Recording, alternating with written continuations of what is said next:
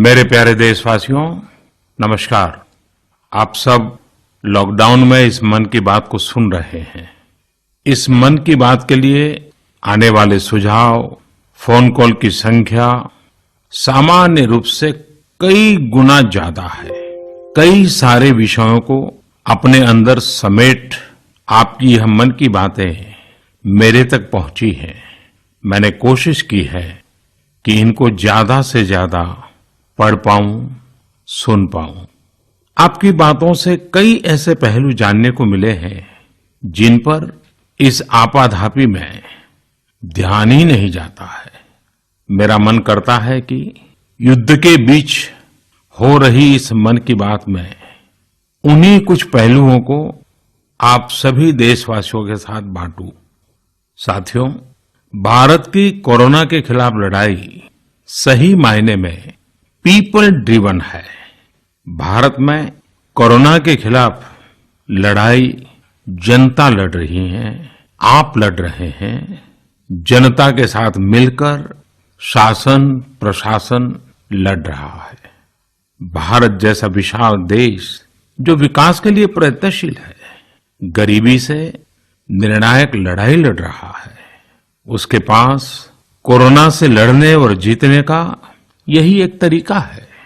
और हम भाग्यशाली हैं कि आज पूरा देश का हर नागरिक, जन जन इस लड़ाई का सिपाही है, लड़ाई का नेतृत्व कर रहा है।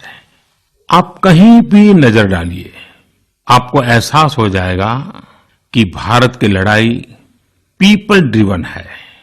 जब पूरा विश्व इस महामारी के संकट से जूझ रहा है, भविष्य में जब इसकी चर्चा होगी, उसकी तौर तरीकों की चर्चा होगी, मुझे विश्वास है कि भारत की ये पीपल ड्रिवन लड़ाई, इसकी जरूर चर्चा होगी। पूरे देश में, गली मोहल्लों में, जगह जगह पर आज लोग एक दूसरे की सहायता के लिए आगे आए हैं। गरीबों के लिए खाने से लेकर राशन की व्यवस्था हो, लॉकडाउन का पालन हो, अस्पतालों की व्यवस्था हो, मेडिकल इक्विपमेंट का देश में ही निर्माण हो। आज पूरा देश एक लक्ष्य, एक दिशा, साथ साथ चल रहा है। ताली, थाली, दिया, मोमबत्ती, इन सारी चीजों ने जो भावनाओं को जन्म दिया, जिस जज्बे से देशवासियों ने कुछ न कुछ करने की ठान ली, हर किसी को इन बातों ने प्रेरित किया है। शहर हो या गांव, ऐसा लग रहा है जैसे देश में एक बहुत बड़ा महायज्ञ चल रहा है, जिसमें हर कोई अपना योगदान देने के लिए आतुर है। हमारे किसान भाई बहनों को ही देखिए, एक तरफ वो इस महामारी के बीच अपने खेतों में दिन रात मेहनत कर रहे हैं और इस बात की भी चिंता कर रहे हैं कि देश में कोई भी भूखा न सोए। हर कोई अपने सामर्थ्य के हिसाब से इस लड़ाई को लड़ रहा है। कोई किराया माफ कर रहा है, तो कोई अपनी पूरी पेंशन या पुरस्कार में मिली राशि को पीएम केयर्स में जमा करा रहा है।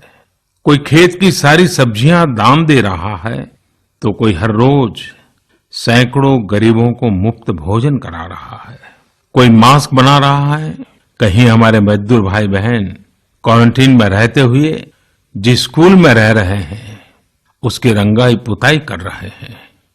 साथियों, दूसरों की मदद के लिए आपके भीतर हृदय की किसी कोने में जो ये उमड़ता घुमड़ता भाव है ना, वही कोरोना के खिलाफ भारत की इस लड़ाई को ताकत दे रहा है। वही इस लड़ाई को सच्चे मायने में पीपल ड्रिवन बना रहा है। और हमने देखा है पिछले कुछ साल में हमारे देश में यह मिजाज बना है, निरंतर मजबूत होता रहा है।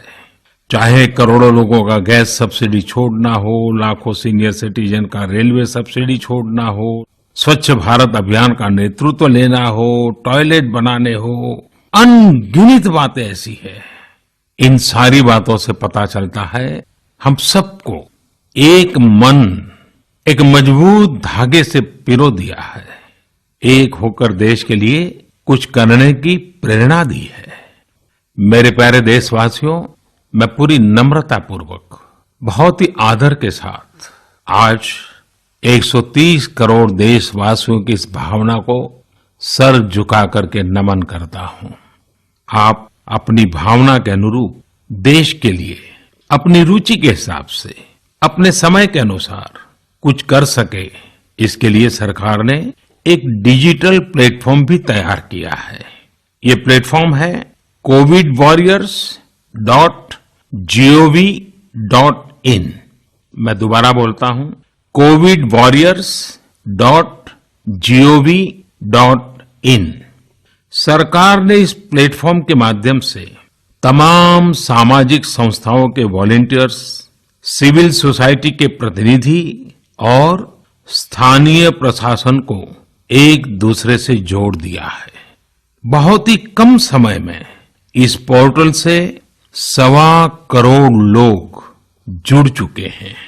इनमें डॉक्टर, नर्सिस से लेकर हमारी आशा, एएनएम बहनें, हमारे एनसीसी, एनएसएस के साथी, अलग अलग फील्ड के तमाम प्रोफेशनल्स, उन्होंने इस प्लेटफॉर्म को अपना प्लेटफॉर्म बना लिया है।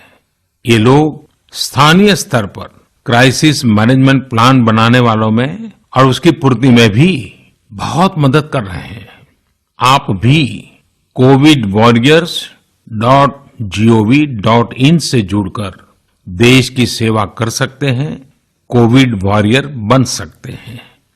साथियों, हर मुश्किल हालात, हर लड़ाई कुछ न कुछ सबक देती है, कुछ न कुछ सिखा करके जाती है, सीख देती है, कुछ संभावनाओं के मार्ग बनाती है और कुछ नई मंजिलों की दिशा भी देती है। इस परिस्थिति में आप सब देशवासियों ने जो संकल्प शक्ति दिखाई है, उससे भारत में एक नए बदलाव की शुरुआत भी हुई है। हमारे बिजनेस, हमारे दफ्तर, हमारे शिक्षण संस्थान, हमारा मेडिकल सेक्टर, हर कोई तेजी से नए तकनीकी बदलावों की तरफ भी बढ़ रहे हैं। टेक्नोलॉजी के फ्रंट पर तो वाकई ऐसा लग रहा है कि देश का हर इनोवेटर नई परिस्थितियों के मुताबिक कुछ न कुछ नया निर्माण कर रहा है। साथियों, देश जब एक टीम बनकर के काम करता है, तब क्या कुछ होता है, ये हम अनुभव कर रहे हैं।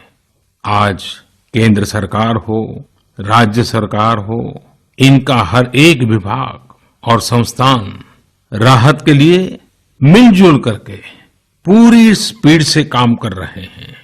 हमारे एविएशन सेक्टर में काम कर रहे लोग हों, रेलवे कर्मचारी हो, ये दिन रात मेहनत कर रहे हैं ताकि देशवासियों को कम से कम समस्या हो।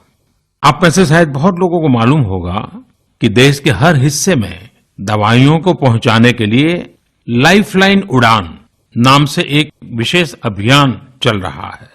हमारे इन साथियों ने इतने कम समय में देश के भीतर ही 3 लाख किलोमीटर की हवाई उड़ान भरी है और 500 टन से अधिक मेडिकल सामग्री देश के कोने कोने में आप तक पहुंचाया है।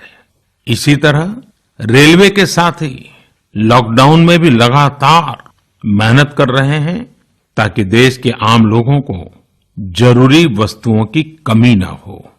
इस काम के लिए भारतीय रेलवे करीब करीब 60 से अधिक रेल मार्ग पर 100 से भी ज्यादा पार्सल ट्रेन चला रही है। इसी तरह दवाओं की आपूर्ति में हमारे डाक विभाग के लोग बहुत अहम भूमिका निभा रहे हैं। हमारे ये सभी साथी सच्चे अर्थ में कोरोना के वॉरियर ही हैं। साथियों, प्रधानमंत्री गरीब कल्याण पैकेज के तहत गरीबों के अकाउंट में पैसे सीधे ट्रांसफर किए जा रहे हैं। वृद्धावस्था पेंशन जारी की गई है। गरीबों को 3 महीने के मुफ्त गैस सिलेंडर, राशन जैसी सुविधाएं भी दी जा रही हैं।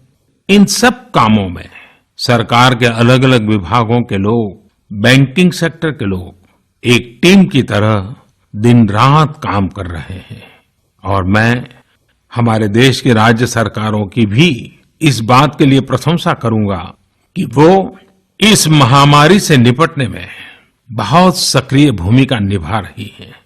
स्थानीय प्रशासन, राज्य सरकारें जो जिम्मेदारी निभा रही हैं, उसकी कोरोना के खिलाफ लड़ाई में बहुत बड़ी भूमिका है। उनका ये परिश्रम बहुत प्रशंसनीय है। मेरे प्यारे देशवासियों, देश भर से स्वास्थ्य सेवाओं से जुड़े लोगों ने अभी हाल ही में जो अध्यादेश लाया गया है, उस पर अपना संतोष व्यक्त किया है। इस अध्यादेश में कोरोना वॉरियर्स के साथ हिंसा, उत्पीड़न और उन्हें किसी रूप में चोट पहुंचाने वालों के खिलाफ बेहद सख्त सजा का प्रावधान किया गया है। हमारे doctor, nurses, paramedical staff, community health workers और ऐसे सभी लोग जो देश को कोरोना मुक्त बनाने में दिन रात जुटे हुए हैं, उनकी रक्षा करने के लिए ये कदम बहुत जरूरी था। मेरे प्यारे देशवासियों, हम सब अनुभव कर रहे हैं कि महामारी के खिलाफ इस लड़ाई के दौरान हमें अपने जीवन को, समाज को, हमारे आसपास हो रही घटनाओं को एक फ्रेश नजरिए से देखने का अवसर भी मिला है। समाज के नजरिए में भी व्यापक बदलाव आया है। आज अपने जीवन से जुड़े हर व्यक्ति की अहमियत का हमें आभास हो रहा है। हमारे घर में काम करने वाले लोग हो, हमारी जरूरतों को पूरा करने के लिए काम करने वाले हमारे सामान्य कामगार हो, पड़ोस की दुकानों में काम करने वाले लोग हो, इन सब की कितनी बड़ी भूमिका है, हमें ये अनुभव हो रहा है। इसी तरह जरूरी सेवाओं की डिलीवरी करने वाले लोग, मंडियों में काम करने वाले हमारे मजदूर भाई बहन, हमारे आस पड़ोस के ऑटो चालक, रिक्शा चालक, आज हम अनुभव कर रहे हैं कि इन सब के बिना हमारा जीवन कितना मुश्किल हो सकता है। आजकल सोशल मीडिया में हम सब लोग लगातार देख रहे हैं कि लॉकडाउन के दौरान लोग अपने इन साथियों को न सिर्फ याद कर रहे हैं, उनकी जरूरतों का ध्यान रख रहे हैं, बल्कि उनके बारे में बहुत सम्मान से लिख भी रहे हैं। आज देश के हर कोने से ऐसी तस्वीरें आ रही हैं कि लोग सफाई कर्मियों पर पुष्प वर्षा कर रहे हैं। पहले उनके काम को संभवतः आप भी कभी नोटिस नहीं करते थे। डॉक्टर हो, सफाई कर्मी हो, अन्य सेवा करने वाले लोग हो, इतना ही नहीं, हमारी पुलिस व्यवस्था को लेकर भी आम लोगों के सोच में काफी बदलाव हुआ है। पहले पुलिस के विषय में सोचते ही नकारात्मकता के सिवाय हमें कुछ नजर नहीं आता था। हमारे पुलिसकर्मी आज गरीबों, जरूरतमंदों को खाना पहुंचा रहे हैं, दवा पहुंचा रहे हैं। जिस तरह से हर मदद के लिए पुलिस सामने आ रही है, इससे पुलिसिंग का मानवीय और संवेदनशील पक्ष हमारे सामने उभर करके आया है, हमारे मन को झकझोर दिया है, हमारे दिल को छू लिया है। एक ऐसा अवसर है जिसमें आम लोग पुलिस से भावात्मक तरीके से जुड़ रहे हैं।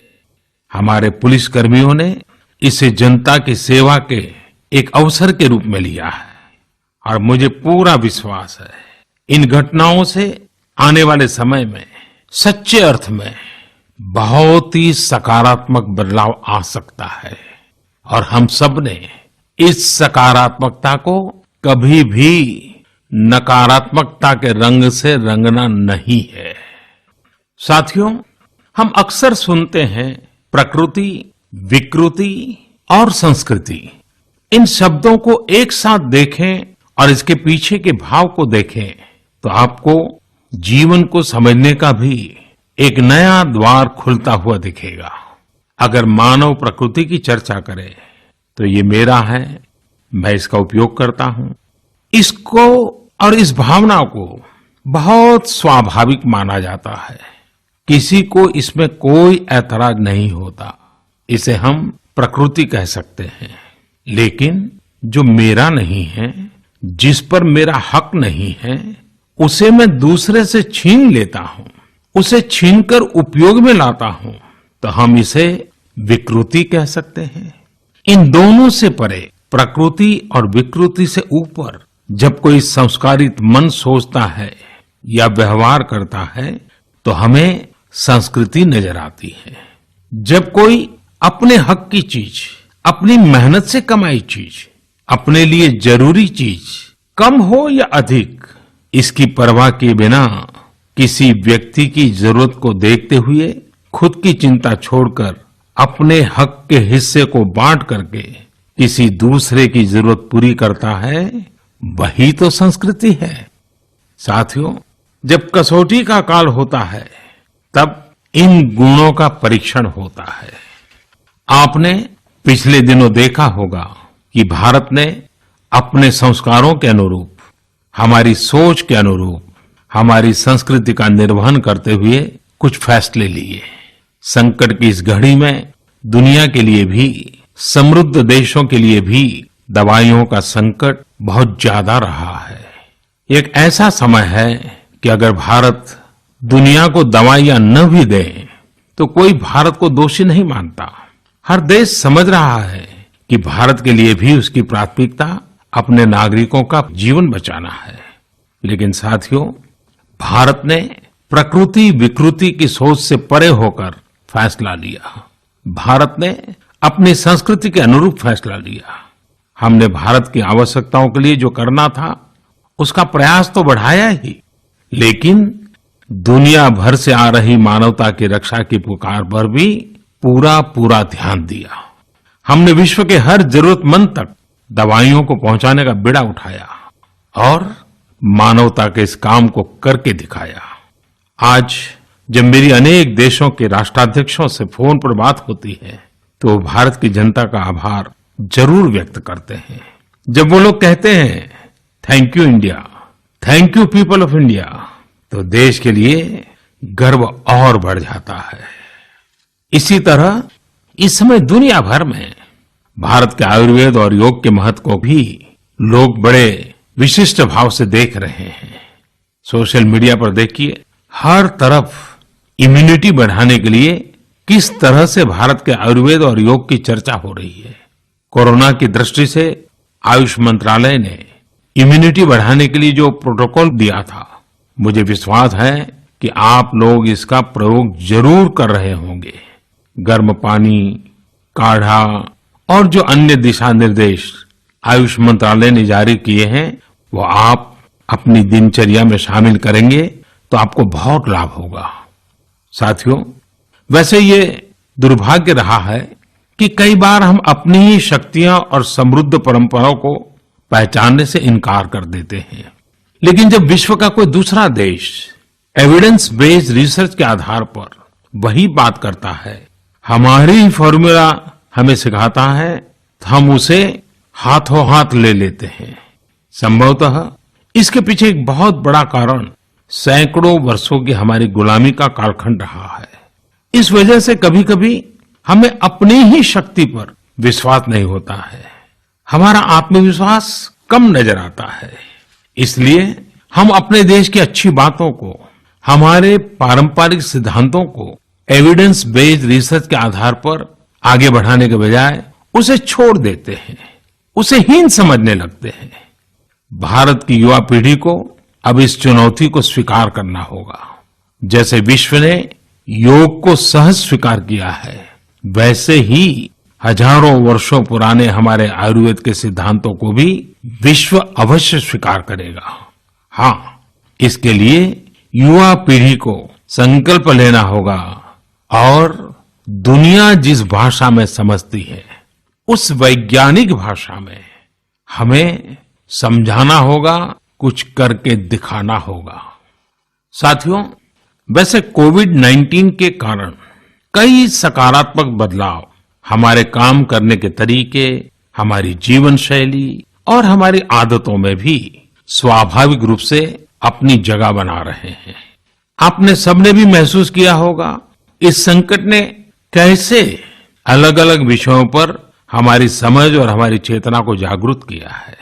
जो असर हमें अपने आसपास देखने को मिल रहे हैं, इनमें सबसे पहला है मास्क पहनना और अपने चेहरे को ढककर रखना। कोरोना की वजह से बदलते हुए हालात में मास्क भी हमारे जीवन का हिस्सा बन रहा है। वैसे हमें इसकी भी आदत कभी नहीं रही कि हमारे आसपास के बहुत सारे लोग मास्क में दिखे, लेकिन अब हो यही रहा है। हाँ, इसका ये मतलब नहीं है कि जो मास्क लगाते हैं वे सभी बीमार हैं।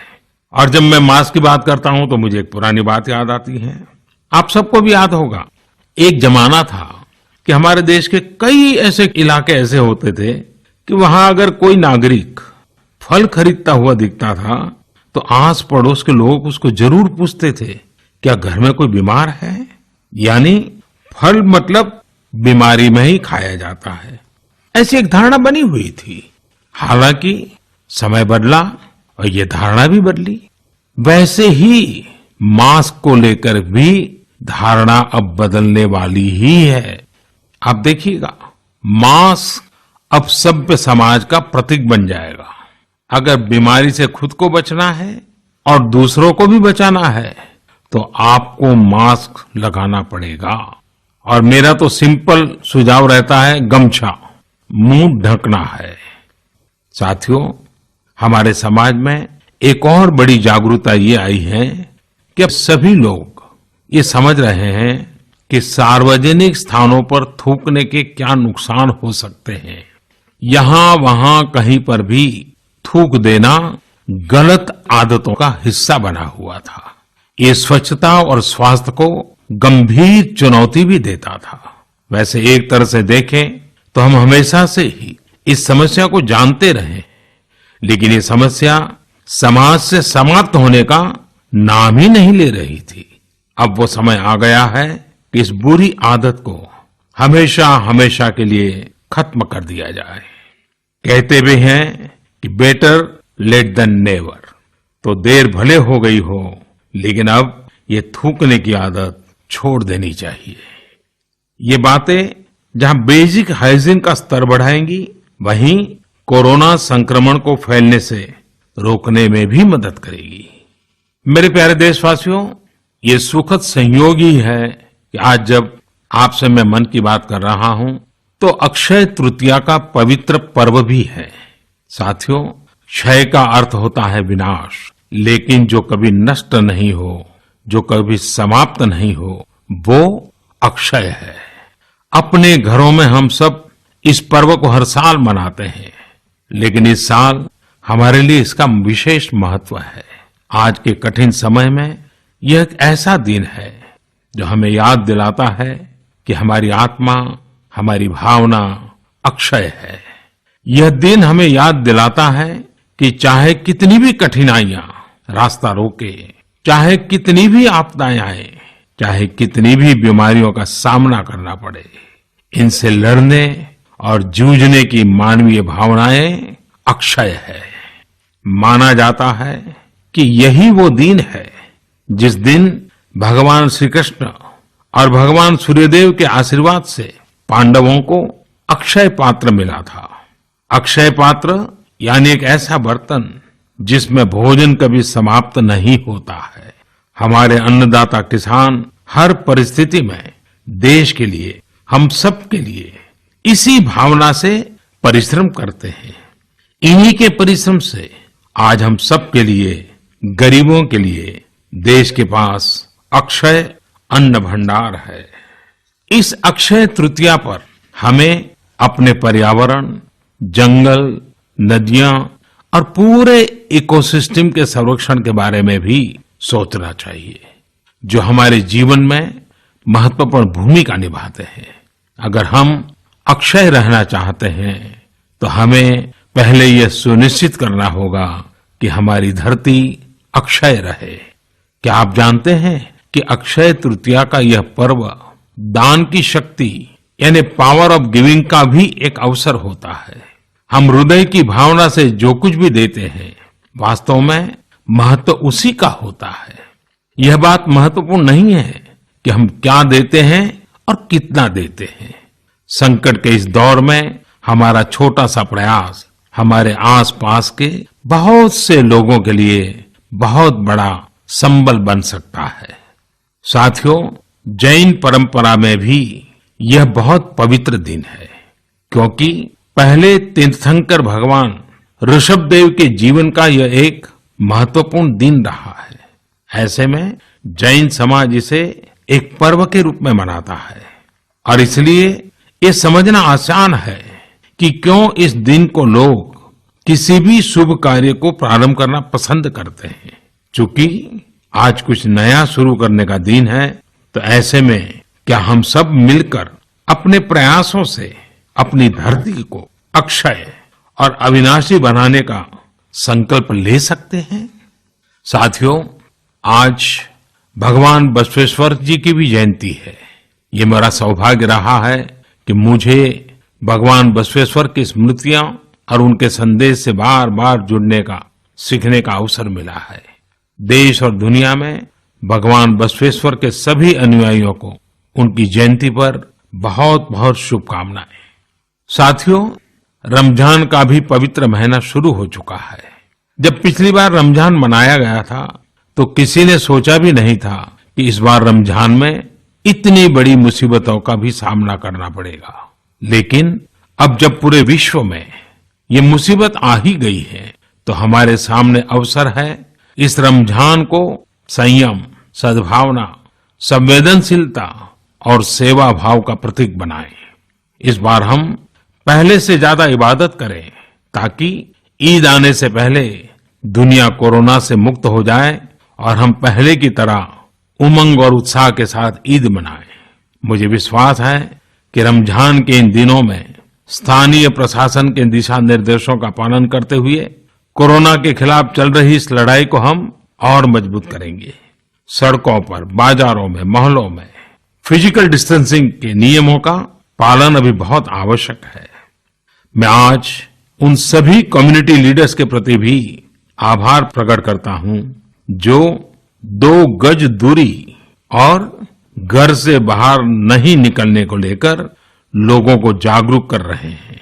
वाकई कोरोना ने इस बार भारत समेत दुनिया भर में त्योहारों को मनाने का स्वरूप ही बदल दिया है, रंग रूप बदल दिए हैं।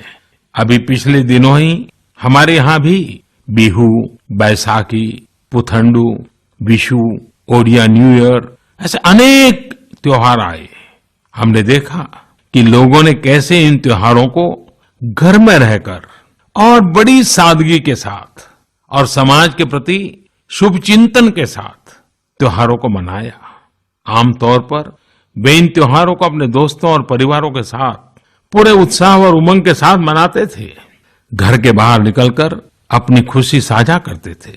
लेकिन इस बार हर किसी ने संयम बरता, लॉकडाउन के नियमों का पालन किया।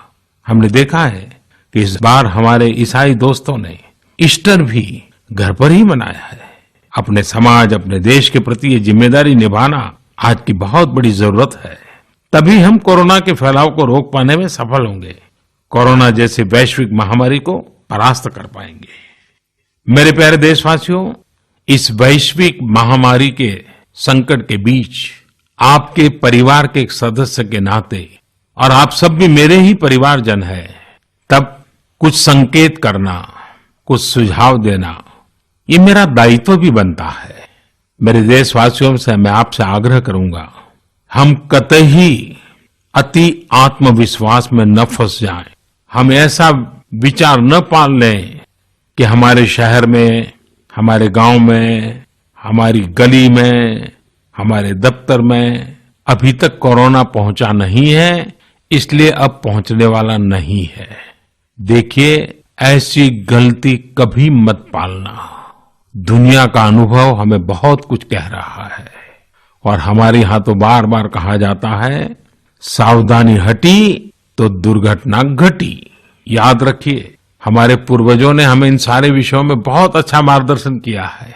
हमारे पूर्वजों ने कहा है, अग्नि ही शेषम ऋण शेषम व्याधि शेषम तथैव च पुनः पुनः प्रवर्धेत तस्मात् शेषम न कार्येत।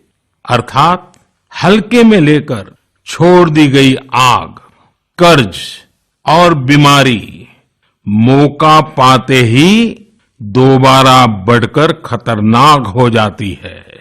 इसलिए इनका पूरी तरह उपचार बहुत आवश्यक होता है। इसलिए अति उत्साह में स्थानीय स्तर पर कहीं पर भी कोई लापरवाही नहीं होनी चाहिए। इसका हमेशा हमेशा हमने ध्यान रखना ही होगा। और मैं फिर एक बार कहूंगा, 2 गज दूरी बनाए रखिए, खुद को स्वस्थ रखिए। 2 गज दूरी बहुत है जरूरी।